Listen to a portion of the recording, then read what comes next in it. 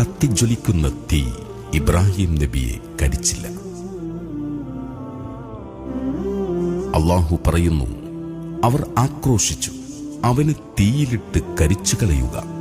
നിങ്ങൾക്കെന്തെങ്കിലും ചെയ്യാൻ കഴിയുമെങ്കിൽ നിങ്ങളുടെ ദൈവങ്ങളെ സഹായിക്കുകയും ചെയ്യുക.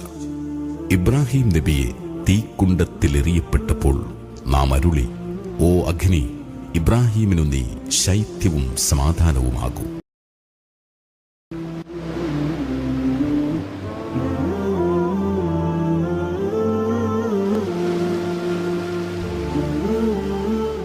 സമുദ്രം മൂസാ നബിയെ മുക്കിക്കൊന്നതുമില്ല.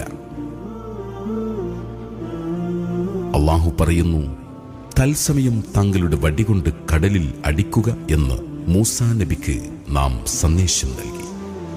അടിച്ചപ്പോൾ